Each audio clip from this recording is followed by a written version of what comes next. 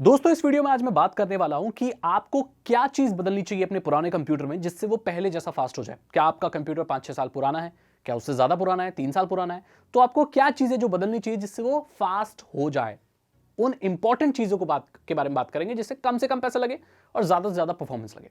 अगर आप तो सबसे पहली चीज, अगर आपके कंप्यूटर में हार्ड डिस्क लगी हुई है और उस पे ही सी ड्राइव है, उसी पे विंडोज इंस्टॉल है, तो ये सबसे पहली चीज है जो आपको बदलनी है। आप उसे एसएसडी से बदल दीजिए और आपको और कुछ भी बदलने की जरूरत नहीं है। अगर आपका प्रोसेसर थोड़ा 2-3-4 साल पुराना है, आपका कंप्यूटर नया जैसा चलने लगेगा और वो बहुत फास्ट हो जाएगा। सारे सॉफ्टवेयर फास्ट चलेंगे, गेम अच्छे चलेंगे और ओवरऑल जो आपका ऑपरेशन है, जो भी आपका कंप्यूटिंग आप जो भी करते हो, बहुत फास्ट हो जाएगी।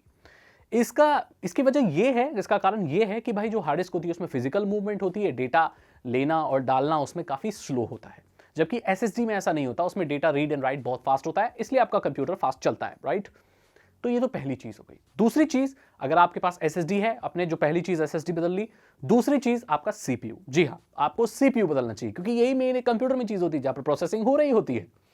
तो ये उन लोगों के लिए अच्छा है जिनका जो मदरबोर्ड है वो फेयरली न्यू है और वो सॉकेट वाला है जिसे नया जो सीपीयू है वो सपोर्ट करता है। जैसे 1200 वाला है, 1150 वाला है, 1100 जो भी है, तो देख लें कि आपका जो मदरबोर्ड सपोर्ट करता है और एक नया सीपीयू लगा लें।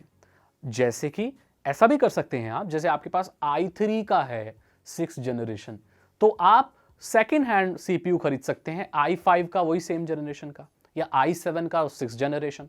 वो ज्यादातर ऐसा होता है कि सेम सॉकेट में ही लग जाएगा, थोड़ा सा महंगा होता है और सेकेंड हैंड है तो थोड़ा सस्ता मिल जाएगा। तो एक प्रोसेसर एक ऐसी चीज है, अगर आप अपग्रेड कर पाए, अगर आपका मदरबोर्ड सपोर्ट करे एक नए प्रोसेसर को, तो सेकेंड जो चीज आपको चेंज करनी चाहिए वो आपका प्रोसेसर यानी सीपीयू। जो आखिरी चीज है वो है रैम, रैंडम एक्सेस मेमोरी। अब रैम बदलने से, रैम चेंज करने से मेरा ये मतलब नहीं है कि 32 GB कर लो, 100 GB बड़ा बड़ा नहीं। नॉर्मली देखा जाए तो 8 GB रैम, अगर आप नॉर्मल ऑफिस का काम करते हो, मोर देन इनफ है। गेमिंग करते हो तो 16 GB काफी होता है। इससे ज्यादा आप बढ़ाओगे तो वो कोई ज्यादा एडवांटेज आपको देगा नहीं, तब तक जब तक आप कोई 4K वीडियो या वीडियो एडिटिंग नहीं कर रहे हो। अगर वीडियो एडिटिंग वगैरह कर रहे हो तो जितना ज्यादा रैम होगा वो आपको एक प्लस पॉइंट रहेगा। नॉर्मल ऑपरेशन के लिए, नॉर्मल गेमिंग के लिए 16 GB is more than enough, अगर आप नॉर्मल गेमर हो तो। उससे ज्यादा रैम बढ़ाने का कोई पॉइंट नहीं बनता, वो पैसा वेस्टेज है। तो ये कुछ चीजें हैं जो आपको बदलनी चाहिए अगर आप अपने कंप्यूटर की परफॉर्मेंस को अप ले जाना चाहते हो, कम से कम पैसे में। सबसे कम में अगर ले जाना चाहते हो तो ये एसएसडी और हार्ड डिस्क का केस मैंने आपको बताया। इसमें आपके कम से कम पैसे लगेंगे, 5 से 6 हज़ार रुपए लगेंगे और आपका कंप्यूटर बहुत फास्ट हो जाएगा। ये सेम चीज लैपटॉप के साथ भी अप्लाई होती है। अगर आपके लैपटॉप में हार्ड डिस्क है तो अगर आप उसे बदल के एसएसडी कर देते हैं तो आपका लैपटॉप बहुत फास्ट हो जाएगा, मैं गारंटी से कहता हूं इस चीज को। और अगली चीज, सीपीयू वगैरह तो लैपटॉप में बदलना इतना आसान होता नहीं है, तो ये तो सिर्फ कंप्यूटर के लिए ही है। बाकी और जो चीज़ है वो अच्छी हैं, आप उन्हें बदल सकते हो, बट अगर बाकी सारी चीज़ें भी बदल रहे हो तो मैं तो आपको यही रिकमेंड करूंगा कि एक नया कंप्यूटर ही बना लो, क्योंकि ज़्यादा कंपोनेंट बच नहीं जाते। मदरबोर्ड रह गया, पावर सप्लाई रह गया और ये सारी कुछ चीज़ें रह गई और कैबिनेट रह गया, इसे लगा के तो फिर आप अपना नया कंप्यूटर ही बनाओगे। अब एक अलग केस के बारे में बात करते हैं। अगर आपको गेमिंग परफॉर्मेंस बढ़ानी है तो आपको एक चीज़ और अपग्रेड करनी पड़ेगी मेरे दोस्त, वो है ग्राफिक्स कार्ड। अब ये उन लोगों के लिए है जो हाई एंड गेमर है भाई, जिनको गेमिंग ही करनी है। तो अगर आपके कंप्यूटर में ग्राफिक्स कार्ड नहीं है तो एक ग्राफिक्स कार्ड लगा लो, कोई भी फर्क नहीं पड़ता है कि कौन सा। अगर आपके पास कोई भी ग्राफिक कार्ड नहीं है तो आप तो उसी के हिसाब से एक सस्ता भी लगा लोगे तो भी आपकी परफॉर्मेंस थोड़ी सी बढ़ जाएगी। यहां पर मैं एक्सपेंसिव ग्राफिक्स कार्ड खरीदने के लिए बोल नहीं रहा हूं, और वैसे भी मिलते भी आजकल नहीं है, शॉर्टेज चल रही बहुत ज्यादा भाई, औने के पौने डबल ट्रिपल रेट पे ग्राफिक्स कार्ड मिल रहे हैं।